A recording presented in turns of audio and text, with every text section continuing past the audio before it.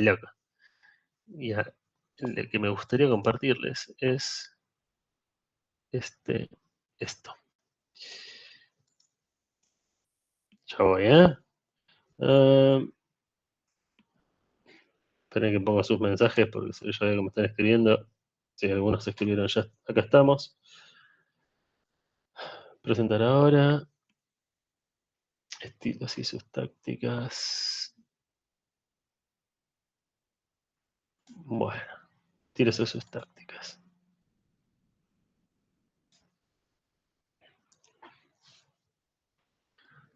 Estamos. Estamos. Bien. Ok. Perfecto. No nos va a quedar mucho tiempo esta clase, pero lo suficiente para ver algunos ejercicios y repasar lo que acaban de ver con Cristian, para que estén familiarizados con este diagrama también, que ya sé que lo hemos visto, pero podemos repasarlo nuevamente. Nuevamente no, quiero decir los nuevos estilos, ya me habrán entendido. Bien, lo que Cristian llamó estilos 1, en el primer bloque de estilos arquitectónicos que han visto como claves este Replicator Repository. Han visto Cache como una especialización interesante, muy utilizada en el mundo entero, de Replicator Repository, que es básicamente replicar el resultado de un cálculo, de un request, de algo, en un almacenamiento de más rápido acceso. Y luego han visto también en la primera parte los jerárquicos, que están basados en estos dos estilos, client-server por un lado y layers por el otro. Y como han visto ya, se pueden hacer cosas súper divertidas de combinarlos. Creo que hoy, con lo que vieron de estilos 2, han visto Remote Session, Remote Data Access, Stateless, que es este del medio, Client Stateless Server, ya lo habían visto. Y han visto así también algunas combinaciones, como Client Cache Stateless Server, que es un client server con stateless, que además tiene cache, ¿no? Ninguna magia. Y lo mismo podemos decir de este otro estilo híbrido, Layered Client Cache Stateless Server, que es lo mismo que este, pero incluyendo layers. Hermosa idea, mal dibujado, ¿no? Bueno, quería probar acá el lápiz. Así que estoy experimentando con ustedes. Bien. Hoy han visto algunos estilos jerárquicos más, como Remote Session, Remote Data Access.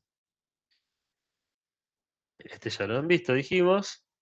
Y entiendo que han visto, a ver, confírmenme esto, por favor, han visto código, lo que llamamos estilos de código móvil o mobile code. Sí, vimos mobile, vimos Virtual Machine, ¿cómo era? Client, no. Transferir el código, el de la derecha ese, el de la izquierda también. Mobile, ese de abajo conllevaba los dos conceptos. No sé a qué viene el CS, ¿qué sería? No, es client server, sí. Está puesto acá abajo Sí, porque duplicado le daban para... todos de client server. Y el bichito raro de abajo que construimos que era básicamente la web actual. Bueno, casi la web actual.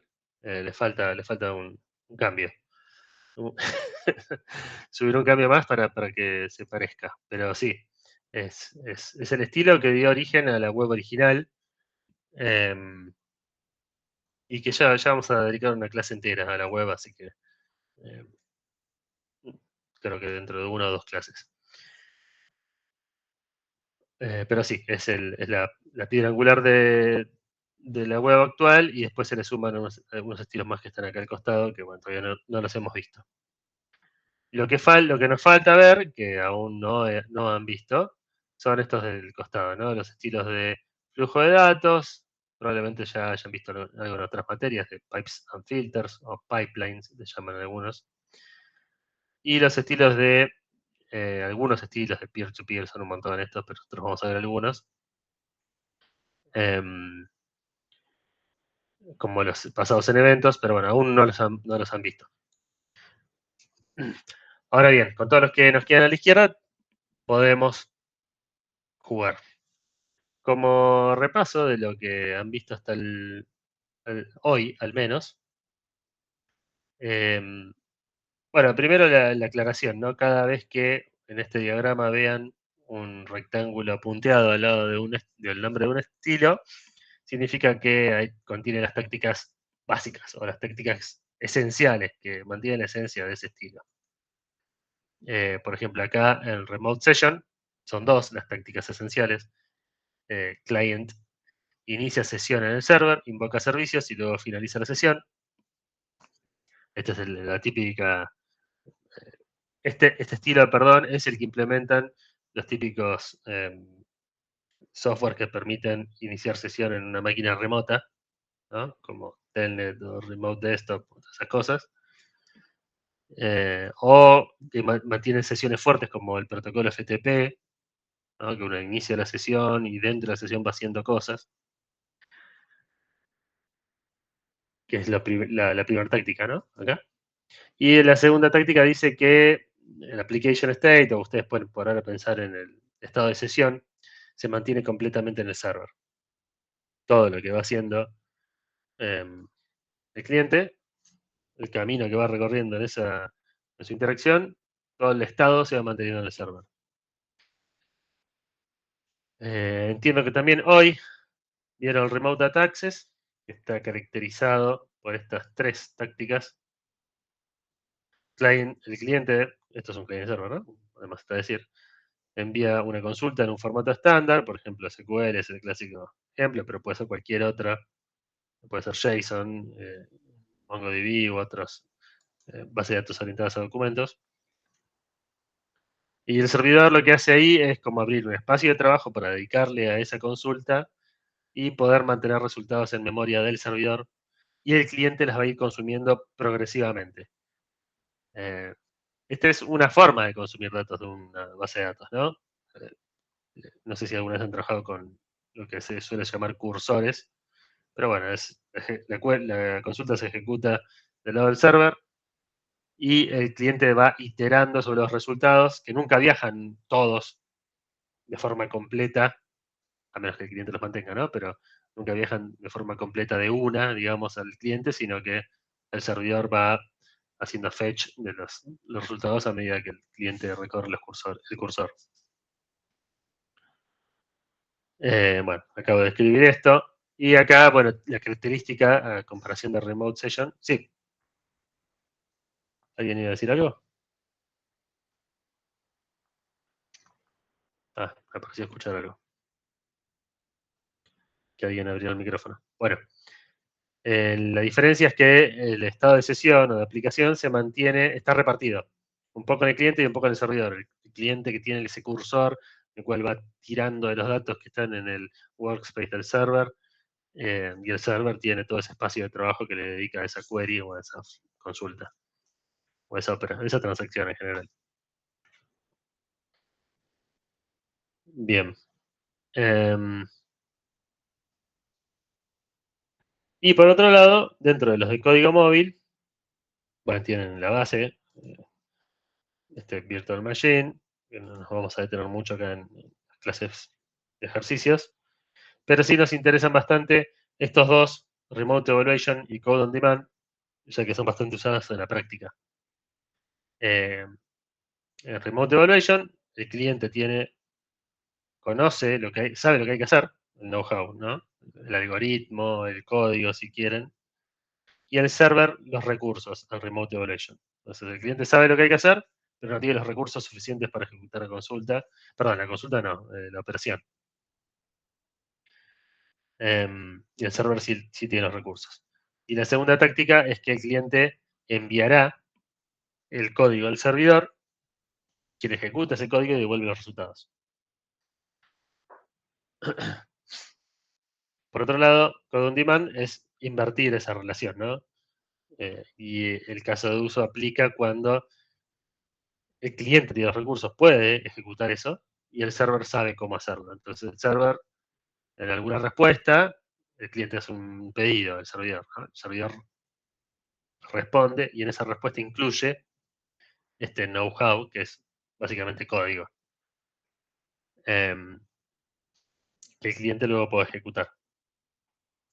Que es el típico ejemplo de lo que ocurre, de lo que han dado en llamar Web 2.0. Perdón, en lo que han dado en llamar la web moderna desde que se incorporó JavaScript y algunos otros lenguajes de programación a ser ejecutados del lado del cliente.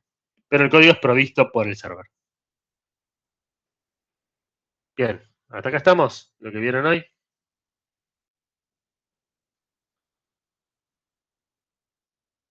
Joya. El último, el que, bueno, Gastón menciona que también vieron este que recuadré acá abajo, el super mega estilo híbrido. Fíjense que combina cosas que conocemos, client y server, ¿no? Client server, ahí estamos todo bien. Stateless, que es un amigo de Es la cacheado casa. también. ¿Qué cosa? Que es cacheado también, por eso el signo peso. Claro, exactamente. Tenemos cache y después tenemos la parte esta de Code on Demand. Es decir, que dentro de este estilo híbrido se planifica o se diseña para que el server sea capaz de enviar código a los clientes y los clientes sean capaces de ejecutarlos. Ambas cosas. Y a su vez la posibilidad de que esta arquitectura client-server esté estratificada en capas, ¿no? Con esto que han visto ustedes de gateways, proxies y distintos intermediarios, tiers, como quieran llamar, layers en el camino, que permiten, entre otras cosas, cache más inteligente, eh, aumenta la visibilidad para poder hacer monitoreo, nos permite la existencia de los que llamamos load balancers, cualquier componente intermedio entre clients y servers. Bueno, entonces sí, digamos, si lo piensan hoy en día, la web trabaja fundamentalmente desde el punto de vista tecnológico con el protocolo HTTP y los estándares HTML, URI y algún otro. Y lo que proponen esos protocolos es una interacción client-server, en la cual es posible el cache a distintos niveles, en las cuales la interacción es stateless, porque el protocolo HTTP es stateless, así está diseñado eh, desde el comienzo, y se permite la respuesta de los servers a los clientes, distintos content types o tipos de contenido, entre otros código JavaScript, por ejemplo, la parte de Code on Demand, y bueno, los layers, como saben, funcionan en interacciones HTTP, porque existen los gateways, existen los proxy, los river proxy, eh, los balancers, etcétera, que también trabajan con HTTP. A todo esto, es cierto, es la base, si quieren, de cómo funciona la web hoy, pero le faltan un par de cosas que la vamos a ver dentro de que es todo esto que está acá. No importa ahora, que lo vamos a ver dentro de un par de clases. Son prácticas adicionales. Bien. Muy lindo. Voy a sacar esto por un momento.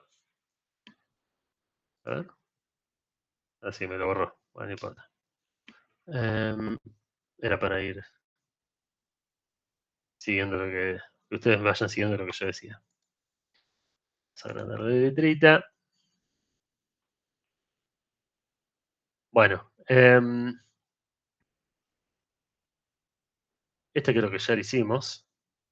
Sí, el de los Replicator Repository, funcionalidades de Security API. Este ya también lo hicimos. Client Server, demasiado genérico. Me parece recordar que los de Layers también los hicimos, pero si ustedes quieren hacer alguno, avísenme. Ok. ¿Recuerdan si hicimos el número 50?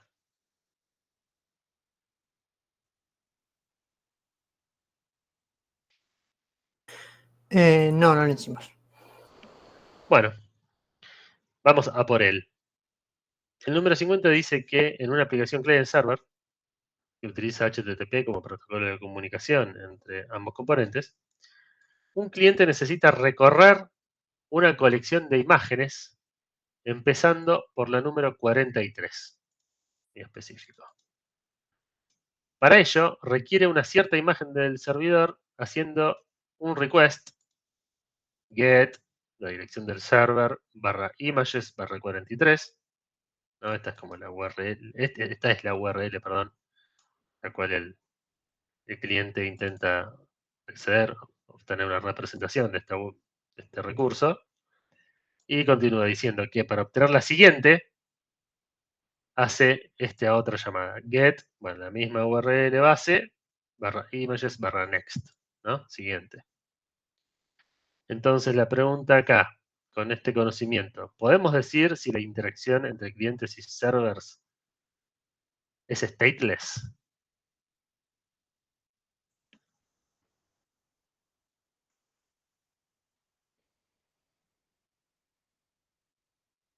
¿Qué opinan? Podría ser, sí, Gastón. Yo digo que no justo por ese next. O sea, si fuese por ahí next otro endpoint, otra cosa, podría ser, pero como estamos diciendo del 43, para sacar la siguiente, si solamente el cliente sabe, o sea, si solamente se olvida el cliente en cuál está, no habría siguiente. No, el servidor no sabría qué darle. Es un buen punto. ¿Lo siguieron a Gabriel? ¿Tienen alguna objeción a lo que él dice o alguna opinión?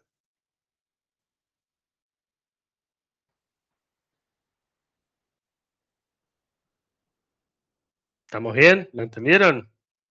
¿Por qué aparentemente no lo es?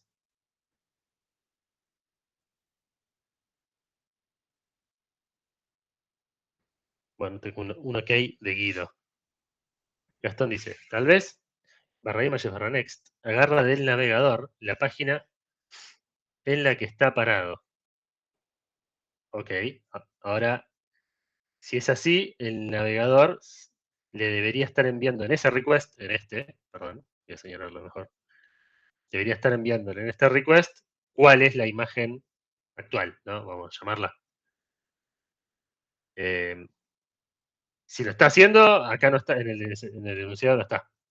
Por ahí se lo está enviando en un header HTTP o algo por el estilo, pero bueno, acá no lo dice.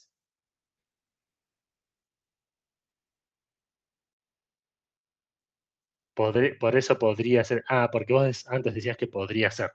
Está bien.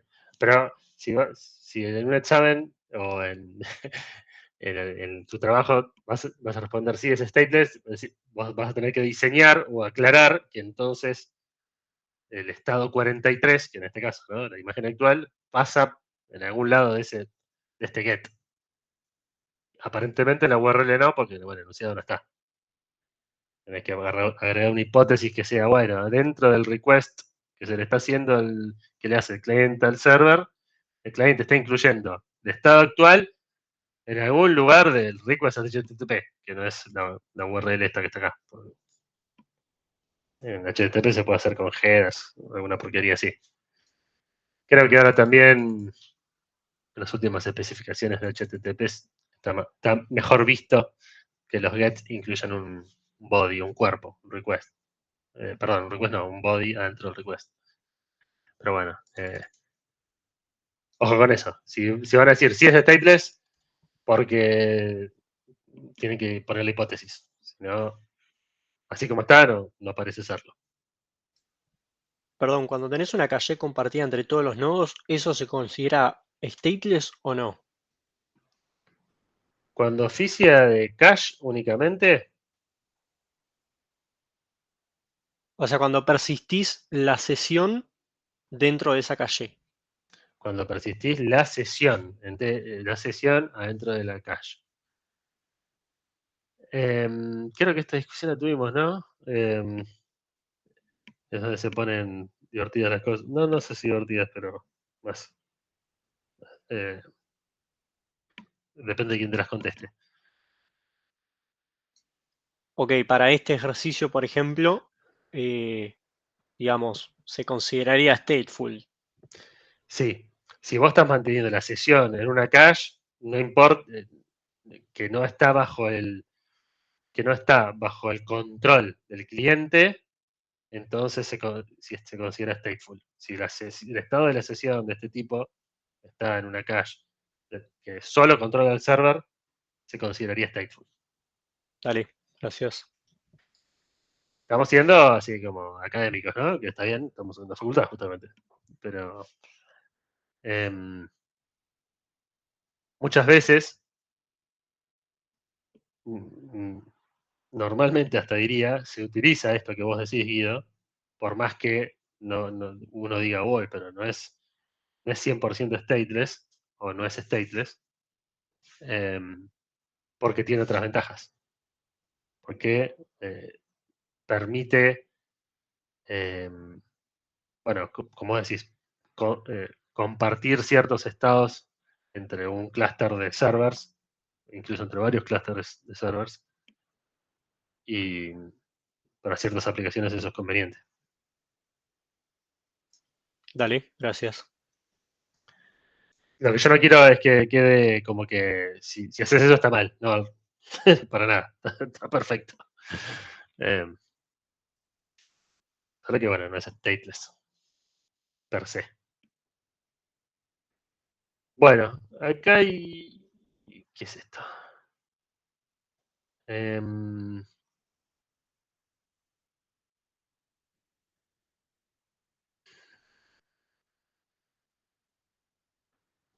Una pregunta, profe. Sí, En el dale. punto anterior, el tema Sí. de la caché, entonces, Ah, sí, dale. ¿qué sería decir que habría que acercar los datos, suponete siguientes, a cada cliente, o sea, a cada estado, digamos, cada sesión, Ujú. Sí. traerte siempre los datos siguientes para tenerlos a mano? O sea, cachear, qué sé yo, 2, 3 páginas más para tenerlas para cuando las necesite el cliente. Totalmente, Gabriel. Sí, me salté el punto B, ¿no? Ni me di cuenta que estaba. Sí. Digamos, acá, por lo que sabemos, que son esos 3 renglones locos que tenemos del enunciado, un caso de uso es justamente el next, la próxima. Incluso tenemos un recurso ahí en un endpoint específico en el server para eso. Así que parece ser que ese es un caso de uso, existe ese caso de uso, y entonces si viene un cliente y pide una imagen en particular y existe el concepto de imagen siguiente, tal como decís vos, no sería mal, de forma proactiva, cuando se va a buscar la 43, también ir a buscar la 44 y la 45, por ejemplo. Llenando ese cache de forma proactiva. Que ya no me acuerdo cómo lo llamamos en la clase teórica. ¿Ustedes se acuerdan? Hay 2 maneras de popular el cache o de llenar el cache con datos. Uno es proactivamente, o por ejemplo cuando hace el bootstrap de una aplicación ni bien se inicia, o en este caso ir a buscar imágenes que todavía no se pidieron pero que se presume que se pueden pedir. Y otra manera es solo cuando me piden ese dato, recién ahí guardamos el dato que obtuvimos, por ejemplo, de la base de datos. Se me fueron los nombres. Qué mal, ¿no? Que un docente le pase Sí, eso. no, ni me acuerdo. ¿No sería reactivo y proactivo? Sí, esas son las palabras que me nacen, pero tienen un nombre más específico que ya mismo. Vamos a desentrañar. No nos vamos a quedar así. Estilos 1, seguramente. No, acá viene un remote session. Layered Sarasa. ¿Cuántas cosas le dieron? Cache. Acá está. Estos Ahí está. nombrecitos de Lazy porquería. Active. Claro. Sí, pero es similar a reactivo y. No me acuerdo qué dijo. Creo que Guido. Proactivo. Sí, y proactivo. Es parecido, ¿no? Acá es el perezoso, que es solo cuando tenemos el dato, y el activo, que sería lo que llamaron proactivo antes, que sería ahí tomar más datos de los que se pidieron proactivamente para ya tenerlos en el cache, ya que se presume que serán usados. Bien. Sí, gracias por darme cuenta que faltaba esto. Bueno.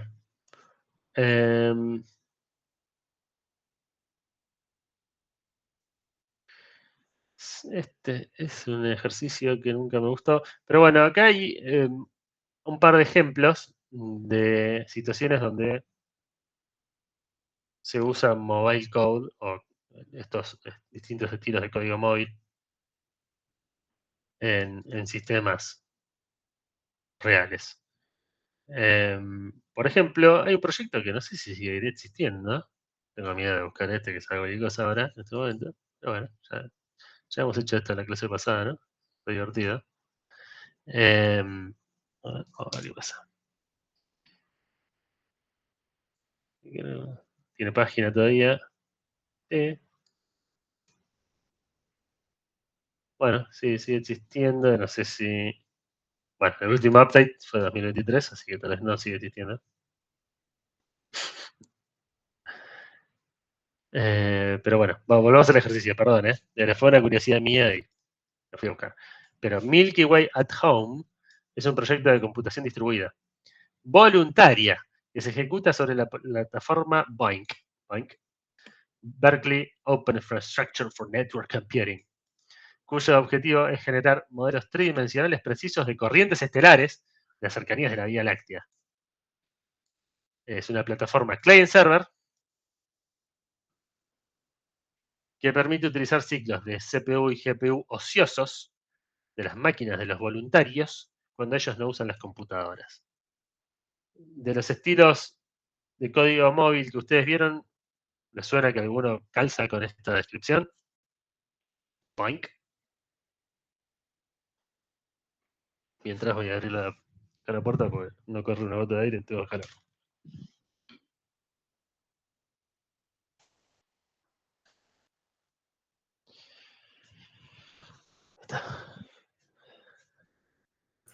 En realidad te iba a decir el de Code on Demand, Ujú. pero sería más una remote evaluation en la que los servidores son los clientes. O sea, el que hace el cliente es el Sí. servidor y los usuarios son los servidores, porque en realidad el servidor está mandando activamente código, o sea, bueno, sí, código para ejecutar, cosas para hacer, digamos. Es una buena pregunta, Gabriel, porque acá no está especificado, al menos en Claro. el enunciado. Entiendo que será código a demanda porque es la propia máquina la que puede administrar los recursos para determinar qué es ocioso y qué no. Ujú. Pero también es que si estamos haciendo modelos que el servidor nos está mandando, Ujú. hay como un trabajo activo de parte del servidor, no es solamente un proveedor de código como, qué sé yo, un jueguito en la página de Google, Claro. sino que es código que el servidor nos está pidiendo.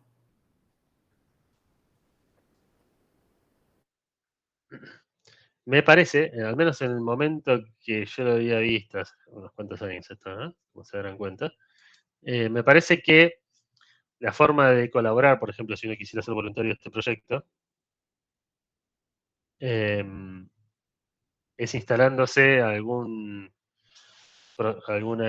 software en la máquina que queda como un proceso en background ejecutándose, y cuando hay CPU ocioso o cierto nivel de CPU ocioso, lo que hace es disparar un request a algún server de Boink, y bueno, le devuelve, entiendo yo, que las instrucciones de qué es lo que quiere calcular, cómo, y el código de la máquina del usuario que instala este software lo ejecuta. Así que creo que está bien Acá no está en el enunciado, pero podría, con el enunciado que está, podría hacer ambas cosas. Al final igual no deja de ser una clasificación, o sea, no sería nada raro que haya un poco de ambos, que de repente el cliente responda y pida cosas, o anda a saber que está trabajado por atrás, ¿no? Sí, acá, a ver, esperen que no lo vean, lo abrí en otro browser. Ahí Gonzalo compartía el SETI at Home, que es algo parecido, ¿no? Sí, justamente en la clase teórica hablé del SETI at Home, que era, yo te dije, bueno, hace años. Lo he usado, que te bajabas una aplicación. De hecho, hay capturas de la aplicación vieja. Ah, Y ok. lo que hacía, vos bajabas paquetes del radiotelescopio para procesarlos Sí, con tu máquina, como vos decías, cuando estaba ociosa. Cuando no lo bien. usabas, empezaba a trabajar. Tiqui, tiqui, tiqui. Y después, cuando terminaba un paquete, se lo enviabas a ellos. Las Eh, páginas son prácticamente iguales, ¿eh? Tienen sí, el mismo menú, Project Computing Community Site, Project Science Computing Community Site. sí, sí. No, no. Así que sé que están basados en la misma idea, Creo o el que si mismo vas a gráficos, perdón, en el menú proyecto. Project Graphics, ahí están las capturas de cómo se veía la aplicación. Es muy loco. Oh, Mira qué es eso. futurista. Esa era analizabas lo que detectaba el radiotelescopio, eso todo señales, donde saber dónde. Claro. Mm. Bueno, Bueno, entonces lo definimos como Code on Demand. Mi solución era más divertida, pero bueno, entonces sí era mucho más simple de lo que pensaba. interesante. Gracias, Gonzalo, por compartir. Bueno. Sí, yo estoy de acuerdo con vos, Gabriel.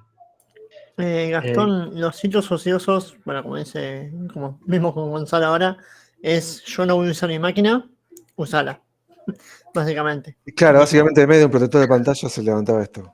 claro. Sí. La típica, no sé si alguna vez renderizaron un video, pero cuando tenés que renderizar mucho y tenés una cola de trabajo ahí, es como, bueno, a la noche, ponete a trabajar, mañana nos vemos. Ah. Ahí está. Bueno, ok. Este está demasiado cantado, creo que es el ejercicio que. Perdón, el ejercicio no, el ejemplo que se da en la teórica, incluso. Así que. Ahí está. ¿Esta porquería qué es? No, esto es. No importa. ¿Alguna vez utilizaron Java Applets? Sí, señor. Qué grande, Gonzalo, la vieja guardia. Bueno, el viejo y conocido Flash.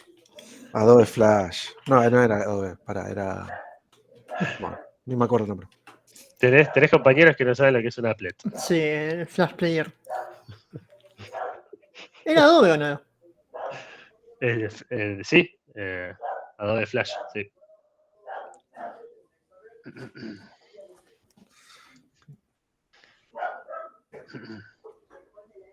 Bueno, pero bueno, esto es una descripción medio barata, pero bueno, hasta acá. Un Java Applet es o era una aplicación escrita en Java que se compila al bytecode de Java y ese bytecode es entregado al cliente para que éste lo ejecute. El cliente podía ser en un browser, en la web, por ejemplo. Entonces, el browser en lugar de ejecutar código JavaScript podía ejecutar código Java, visto a alto nivel. Es otro caso más, ¿no? De Code on Demand. Sí, sí. Me está volviendo loco el perro ahora. Abro la puerta y ladra el perro. Ahí está. Me hace un poco de ruido, profe, que todas las opciones que encontramos son Code on Demand. Sí. Sí, que acá no las. Esta porquería que está acá en el medio es una invención. Ustedes lo leen. Es una invención que pretende ser o describir este mobile agent. Ok. Que supuestamente puede no solo enviar código, sino recibir código. No solo recibir código, perdón, y ejecutarlo, sino también enviarlo y se comporta como casi como un virus, como un proceso que... Genial. Pues un siempre- sistema totalmente descentralizado podría ser algo que en un momento envía. Lo que pasa es que ahí vamos a ver peer-to-peer, no sé si va Ujú. por ahí eso. Claro, tipo los torrents. Claro, que uno puede servir, pero además, bueno, en un momento con los torrents vos bajás, pero después servís. Esa es la idea, ¿no? De la vieja escuela pirata. Ujú. Pero bueno, no, va por ahí eso.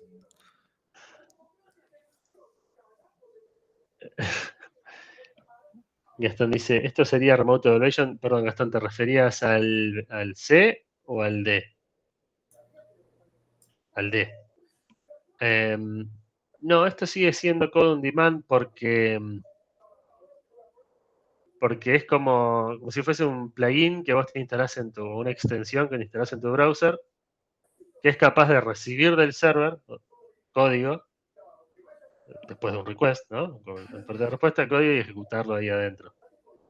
Es otra tecnología, otro lenguaje de programación, otro tipo de código, pero sigue siendo una interacción code on demand. El D, el Java Applet. Un buen ejemplo de Remote Evaluation sería, que no sé si contaría tanto como código. Había una aplicación que hacía cálculos, no me acuerdo ni el nombre, que hacía cálculos matemáticos, que vos le podías poner cosas muy complejas, tipo integrales largas, cosas así, y la resolvía en servidor. Eso sería un Remote Evaluation. Sí, ese es un ejemplo. Otro ejemplo son algunas bases de datos permiten que no solo uno le envíe consultas en un lenguaje estándar o JSON o lo que sea, sino además permiten enviarles scripts como parte de la consulta o como la consulta en sí misma. Entonces, uno dice, bueno, quiero obtener todos los ítems de la colección, qué sé yo, usuarios, cuyo email sea tanto, y a ese email correles este script que le saca el dominio solamente, ¿no? Por decir cualquier cosa. Lo que está atrás de la arroba. Y entonces lo que hace el server mismo, ejecuta la consulta y luego sobre los resultados de la consulta del lado del server, corre el script por cada resultado para, bueno, entregar luego al cliente todo junto. Perdón, solo lo que al cliente le interesa, que en este caso eran los dominios de emails. Es un script muy sencillo en ese caso, pero podría ser mucho peor, mucho más complejo. Gonzalo va a entender cuando yo le diga stored procedures, seguramente, que es otro Obvio. ejemplo. Es otro ejemplo. No, pero creo que no creo que sea lo único. No, No, pero el tema de los scripts, hoy yo lo he visto, miren, creo que fue ayer o anteayer. Estoy trabajando ahora en un equipo que está creando cosas en MongoDB, básicamente, o almacenando en MongoDB, Ujú. y tienen una forma de ejecutar este tipo de scripts que les acabo de decir, y tienen cosas medio raras hechas ahí, como demasiado, me parece, un abuso. Pero bueno, efectivamente el server puede ejecutar código que le envía el cliente, en resumen. Ujú.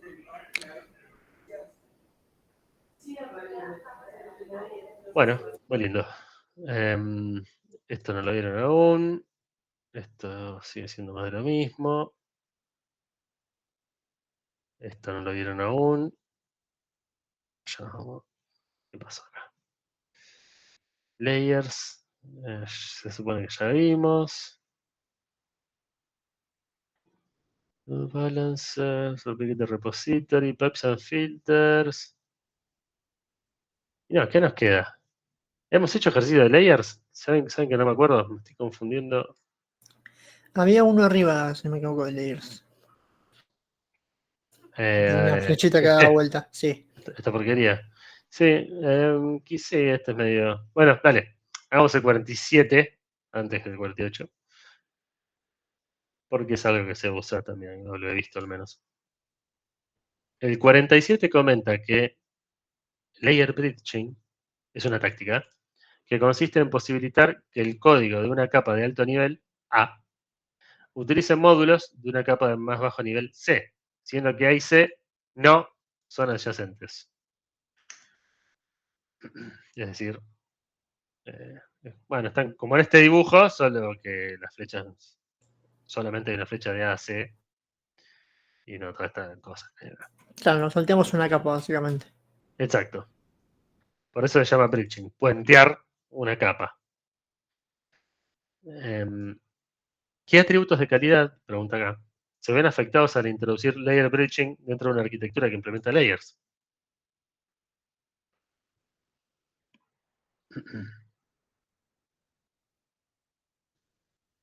¿Qué piensan?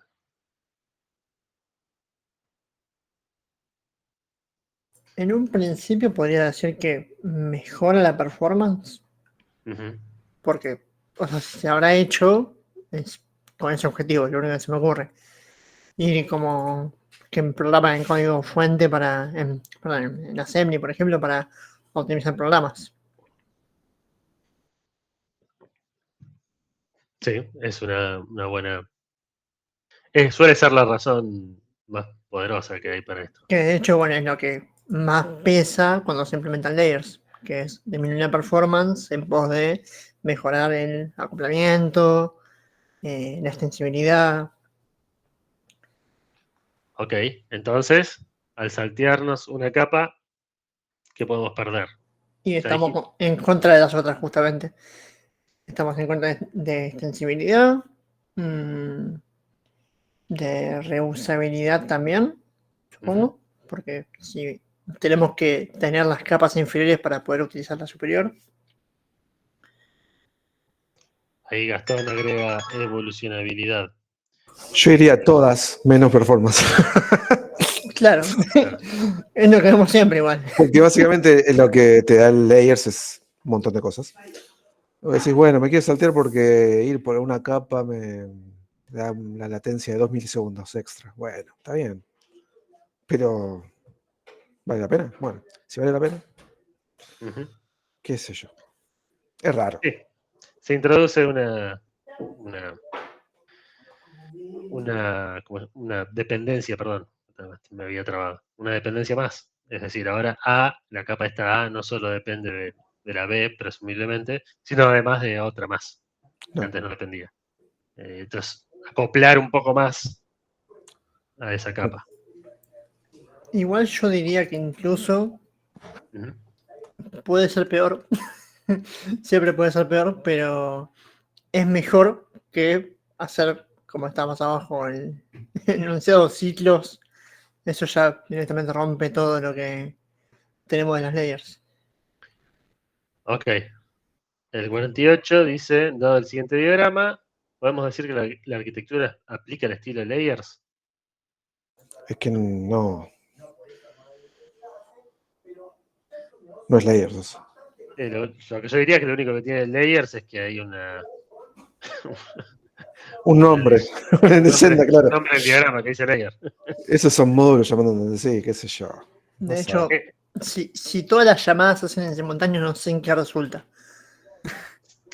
Claro, acá lo que uno puede pensar es que cada una de estas capas tienen, supongamos, diferentes servicios, ¿no? Diferentes procesos o procedimientos, funciones, diferentes funciones.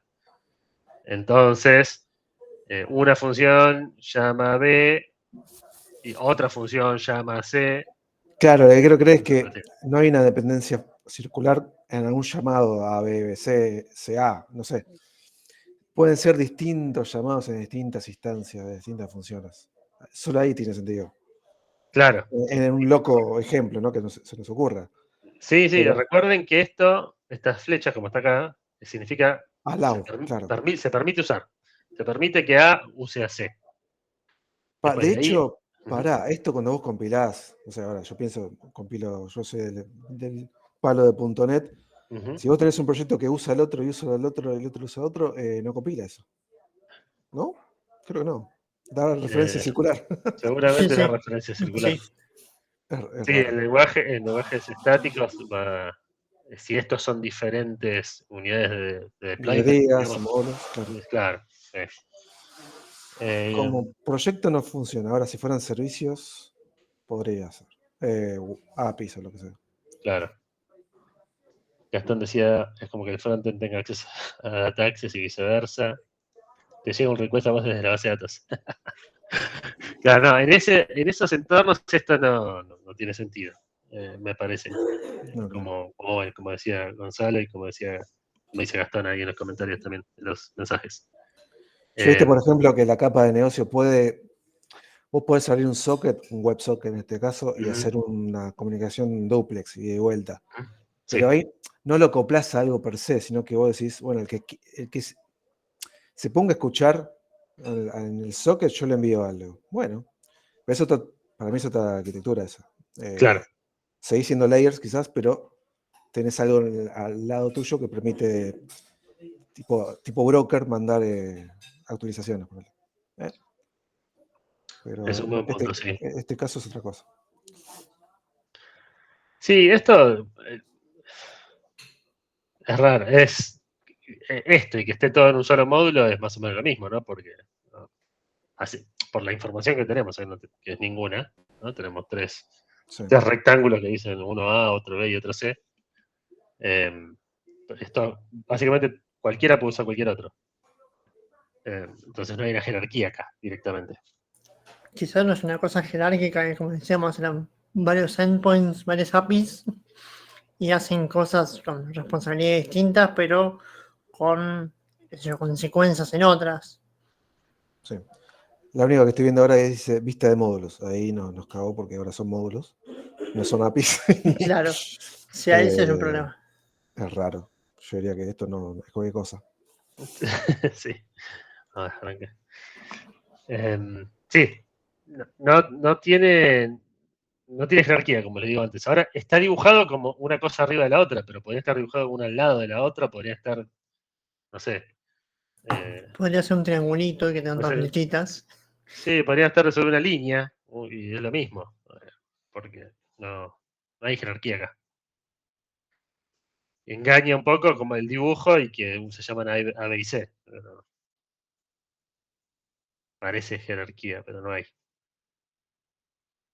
Sí, puede ser, por ejemplo, tres módulos de librerías de utilidades, qué sé yo. Una que imprime, otra que, no sé, otra que calcula, trabaja con fechas y otra que trabaja con, no sé, otra cosa. Claro. Si están súper acopladas todas entre sí, y bueno, puede suceder, no sé. Ahora el trabajo del arquitecto va a ser empezar a borrar flechas por todos lados. Claro. Seguramente. Claro.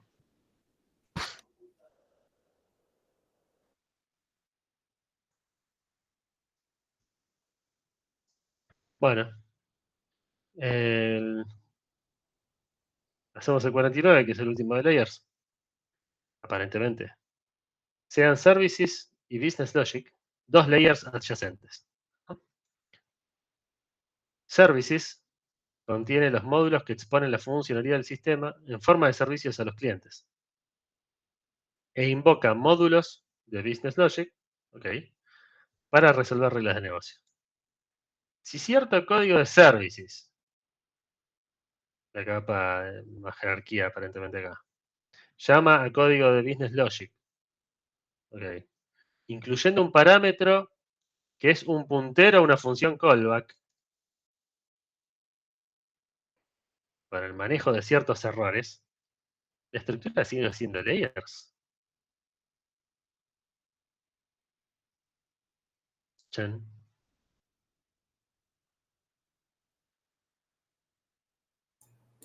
Esto es parecido a lo que te comenté del socket. Es como los callbacks sirven.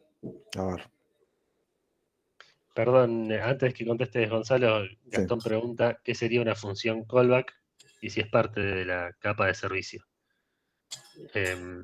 Cuando la capa de servicio llama, vamos a decir un método, por ejemplo, o una función del código de Business Logic, le pasa parámetros. Uno de los parámetros que le pasa es, sí, el nombre o el puntero, como dice aquí, el pointer, como dice Sí, el acá, objeto, sí, el puntero es una función. Sí. a una función. Esa función sí vive en services, como vos decís. Sí. El tema es dónde se ejecuta, porque, por ejemplo, hay un patrón, puede ser un patrón strategy o patrón, a ver cuál era, que vos le pasás a estamos hablando de objetos ya, le pasás a un objeto una función abstracta o que tiene que ser implementada por otras clases, y la función que a vos le pasás ese método no sabe dónde se implementa, la invoca, Ujú. ¿está bien? La invoca. Significa que se termina ejecutando donde está implementada, que en este caso sería la capa de Claro. servicios. Es callback porque en realidad lo que hace Business Logic es, cuando termina de hacer algo, llama a esa función como parte de lo que tiene que hacer. Eh, quizás para, no sé, una especie de, bueno, otro procesamiento. Ahora, sigue existiendo en services esa ejecución, para mí. A ver, pero el tema que la pueda ver es lo que Ujú. quizás me hace ruido. Si la puede ver es porque hay una dependencia, si no, no podrías invocarla y llamarla. Una cuestión que puede ayudar a pensar esto es qué pasa si la firma de esa función callback cambian los parámetros, hay que pasarle más parámetros o menos. O no sé Sí, cómo creo que hablar. lo único que yo he usado cosas parecidas. Ujú. Si vos tenés otra capa que es dominio, ponele, o otra cosa, que tiene las interfaces nada más. Ujú. Entonces estás separando la definición de las firmas, de las llamadas y demás en otra capa. Es la única forma que funcionaría eso, para respetar las layers. Ujú. Entonces, Business Logic recibe esa firma, la llama y digamos, de esta forma no vas en contra de la edición de las capas. Es muy rebuscado igual, ¿eh? No deja de ser rebuscado. Entiendo. Yo creo que vas en contra prácticamente si acoplás la capa de abajo a services. O sea, si Ujú. de alguna manera lo abstraes con alguna interfaz o algo así, cosa de que no quede acoplado totalmente. No, en este caso no estás acoplando. A veces Business Logic expone a services, mira, pasame 3 parámetros y el cuarto es una función callback, cuya interfaz está por ahí. Vos lo tenés que implementar en la capa de servicios, esa función. Ponele. Claro, Entonces, en realidad, services depende de Business Logic porque el cuarto parámetro es una función que tiene que implementar. La va a llamar Business Logic. ¿Me explico? No sé si. Entonces, están atados, obviamente. Services conoce Business Logic. Sabe que el cuarto parámetro es una función que tiene que implementar. Porque Business Logic la va a llamar en algún momento. Lo único que me hace ruido es cómo es la dependencia de namespace y demás.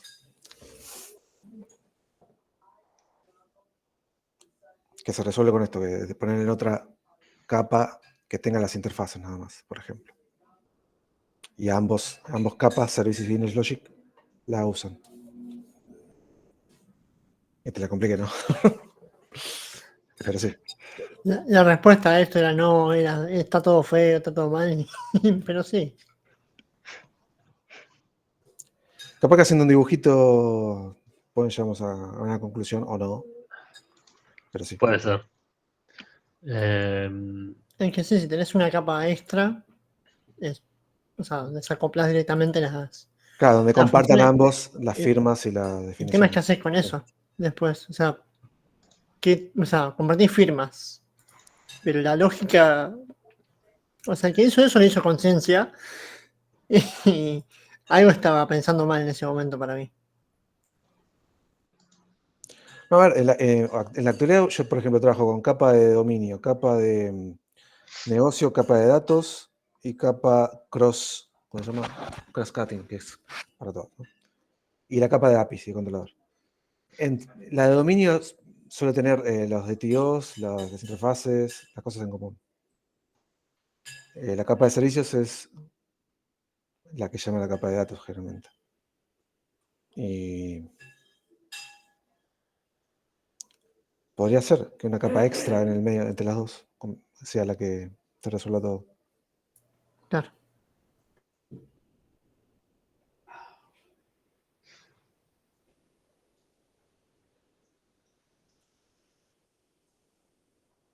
¿Vos decís algo así?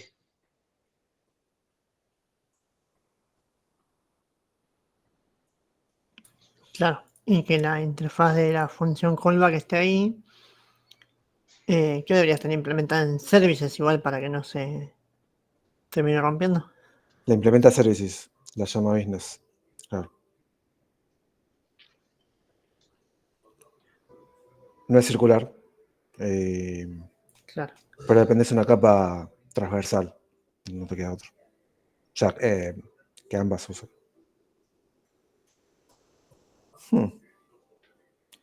Pero eso es layers, esa es la pregunta. Sí, esa es la que. Esa es la gracia acá. Claro.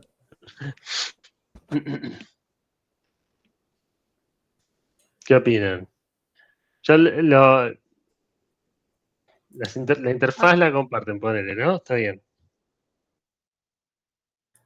A ver, yo diría que si decimos, pasa que el tema de que services está acoplado, o sea, el tema es que estamos metiendo services más abajo sí o sí. No podemos con services cambiar la business logic sin decir esta business logic también tiene que tener esta interfaz y esta interfaz es la que tengo en mis services. Entonces, pero yo pienso en layers como, bueno, puedo cambiar una, removerla, poner otra y ya está. Acá hay un poquito más de roce para poder cambiarla, más fricción. Sí, hay más fricción, definitivamente. Acá cualquier cambio en interfaces, que es como lo llamamos acá, va a afectar a estas dos capas. Cualquier cualquier cambio en las firmas de la interfaz, justamente, de lo que hay en interfaces, va a afectar a ambas dos, tanto services como business logic.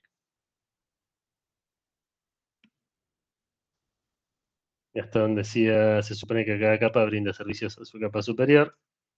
No sé si hay una capa por nivel. Bueno, en realidad podríamos verlo Ujú. como lo que decíamos antes. Si pones interfaces justo abajo de Business Logic, Sí, exactamente lo mismo.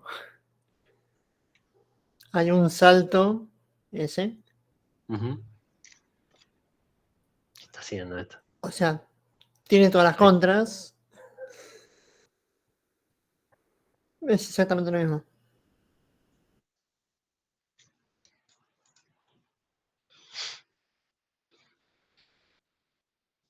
Interesante, ¿eh? Me siento como el tema del esquema piramidal en The Office.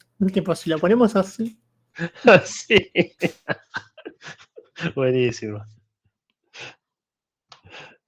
Ah, Gastón dice, claro, pero ahora services depende de la interfaz. Not good so far, dice. Igual, bueno, acá nosotros agregamos el amigo esta capa interfaces a propuesta de Gonzalo, que me pareció bien para pensar. Pero si no, empecemos por el caso original, digamos, ¿no? ¿Qué pasa con estos dos solos? ¿Es realmente una Bueno, dependencia? Sí, tenemos un import circular ahí que nos rompe bastante. nos molesta. O sea, pasarle en una llamada de una función de acá el nombre o no sé, el puntero, como dice el enunciado. A esta otra capa, lo que ocasiona que, bueno, que esta otra capa dependa de esa otra, de la segunda función que vive acá adentro, ¿no? Yo por perdonarlo diría, ¿y qué hace Business Logic con eso? Puede ser algo tipo un patrón, que es un double dispatch, algo así en el medio. Ujú, Podría llegar a decirte, bueno, si te va a usar services y es un puntero void y no hace nada, ujú, es lo mismo que te pasa un número. No lo vería tan mal, tipo que te pasa un número de función, por ejemplo, ¿no? Y yo agarro ese número y lo switcheo. Pero sí que rompe un poco la lógica si Business Logic tiene que estar implementando cosas que tienen que estar en service.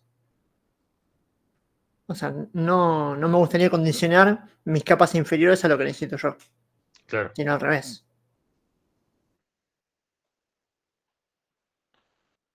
Bueno, ahí tienen algo interesante para pensar.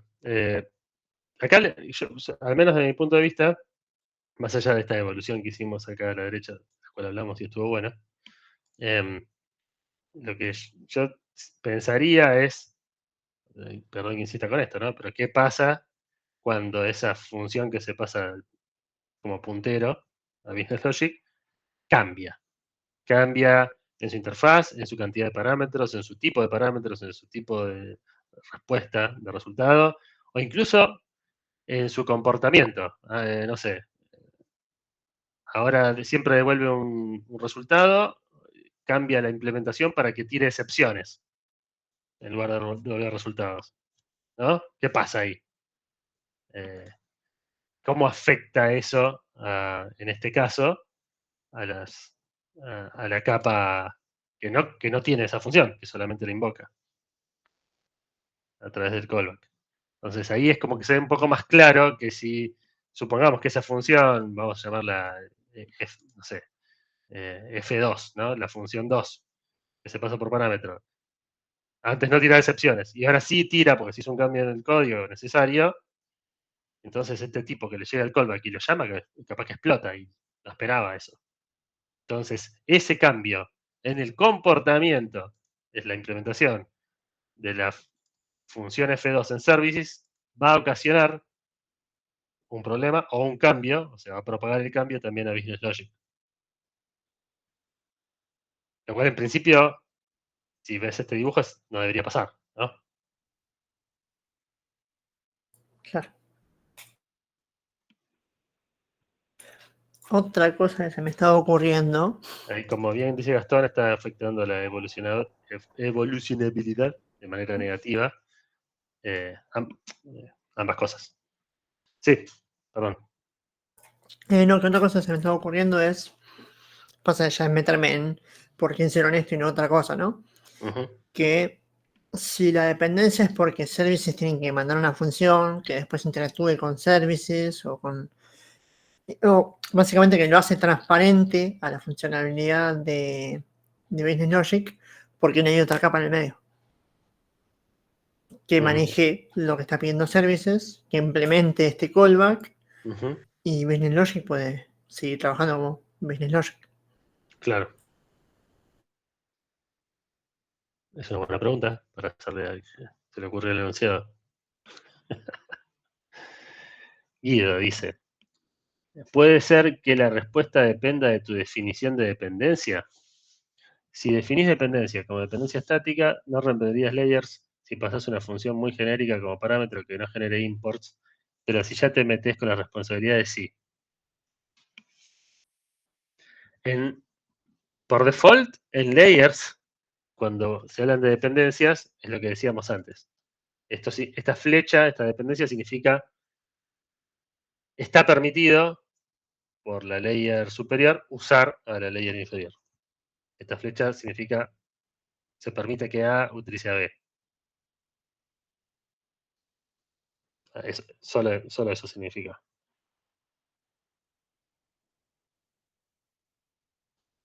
Estamos como un nivel de abstracción más arriba de, bueno, de cómo se implementa luego en el código, el lenguaje de programación que sea.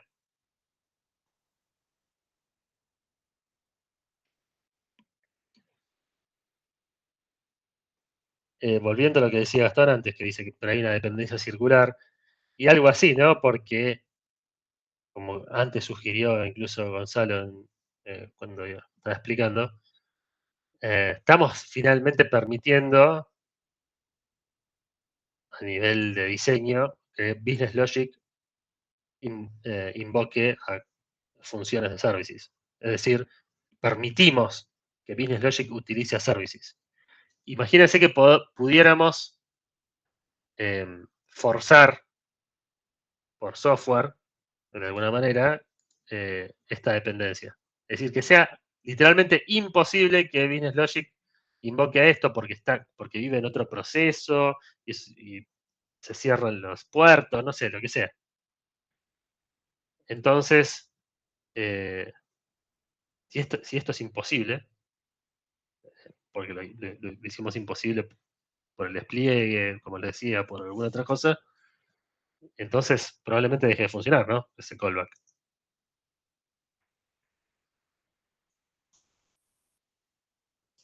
Bueno, muy linda discusión, ¿no? Para Sí, el sí. 53. Filosófica ya se transformó. Y sí, es lo que tenemos que hacer en la academia un poquito. Después, no todo, Igual lamentablemente, en la práctica nos encontramos con cosas que no podés creer lo que es a veces. es mucho más divertida. Sí, no, olvídate. Bueno, ya son 9:53. ¿Quieren agregar algo más a este ejercicio? ¿Hacer alguna pregunta? ¿Algún comentario?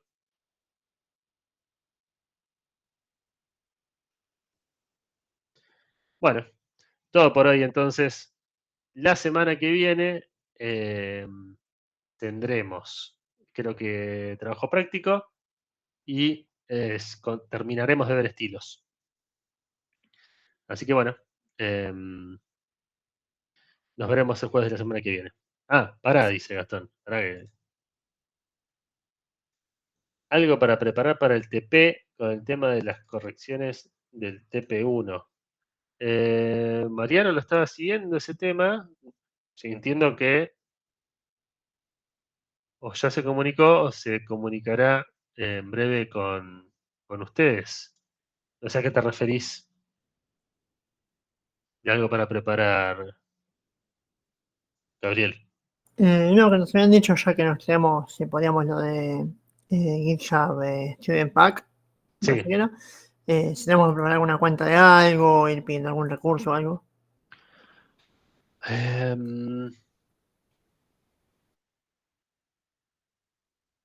Buena pregunta. Se lo voy a trasladar a Mariano porque no, yo este cuatrimestre no me fijé qué servicios tenemos disponibles para usar con el Student Pack.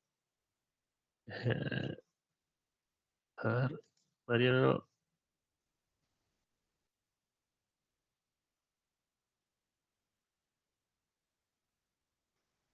Con que por el momento estén en el Student Pack o lo hayan tramitado, por el momento ya nos alcanza.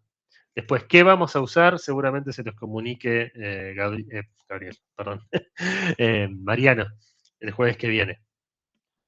Es muy dinámico cómo van cambiando el Student Pack los servicios que están disponibles para usar. A veces tienen, no sé, AWS, otras veces tienen Azure, otras veces no tienen ninguno de los dos, otras veces tienen, ¿no?, otro y así. Así que veremos. Gastón, la devolución de los TPs nos hace a través del canal cuyo nombre es el canal grupo. Sí, correcto, Gastón. Así se hará. Bueno, ¿estamos entonces ahora? Les doy unos segundos más. Google Sí, sí. Cloud tiene su prueba gratuita, es verdad, Gabriel. Gracias, Gianluca. Gracias, Rocío. Bueno, que tengan muy buen fin de semana. Nos vemos la semana que viene. No, profe. Chao, buen fin de. Chao, chao. Hasta luego.